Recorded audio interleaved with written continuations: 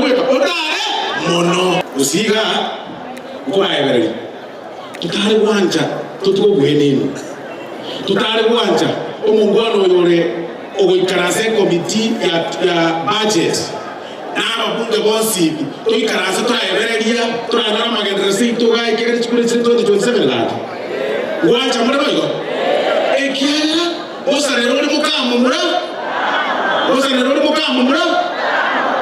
mtebona ari nayo ni tukete sese chingi sana mbona sese sangi 21 ese sirere ane hani bwati kini kibisa oko yiri kwa yoba ese sirene kom oche mwane ika e karase kona o yiri retira yani ko yoba to kutaba ekyara o kagere ende mukabisa lakini kwa okaiga ego tama yebisa nyara my friend tiko to kedo ya makanya yote kama so kimwase kirawame ndo agijina kwa ndegene usijina ya nako kwana usijina sasa ana kwana so okutachaiga nyara bisa nyara ani bisa tebo so bisa te kona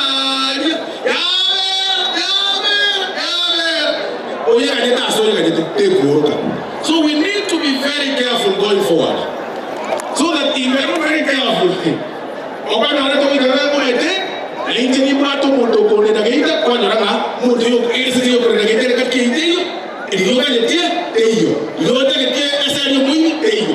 That is the carefulness that we need to have. Mimi nakumbuka Mheshimiwa Naibu wa Rais wakati Mwai Kibaki alisimama kiti cha urais, kura zilimiminwa kwa Kibaki kutoka Kisii. Wakati zilitangazwa tukauliza hiyo ni Nyeri ama ni Kisii?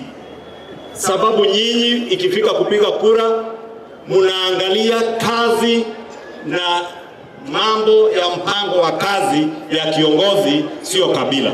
Na niwapongeze na niwaulize kwa heshima, muliona hata sisi wakati tumeanza kuingizwa kwa siasa potovu, siasa za ukabila, siasa za kugawa maeneo, wengine wakasema wa Kisii ati kura yao ni kidogo, walikuwa wanafanywa hivi, kura yenu ni kidogo hivi, share yenu ni kidogo. Tukasema liwe liwalo, jamii ya Wakisii na jamii zingine Kenya ni Wakenya, ni walipa ushuru, wana haki ya maendeleo na kutumikiwa na serikali kama Wakenya wengine wote. Na ndio mliona tumesimama kidete, hata tukiwa viongozi kutoka Mlima Kenya.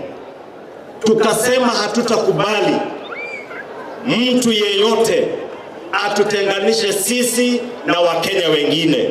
Sababu kama jamii ya Wamugusi, sisi jamii ya Mlima tumetapakaa Kenya na dunia mzima. Vile vile nitawaomba nyinyi tusikubali hata kidogo kiongozi ama viongozi yeyote atuletee siasa potovu za kutugawa. Tujumuike sisi wote.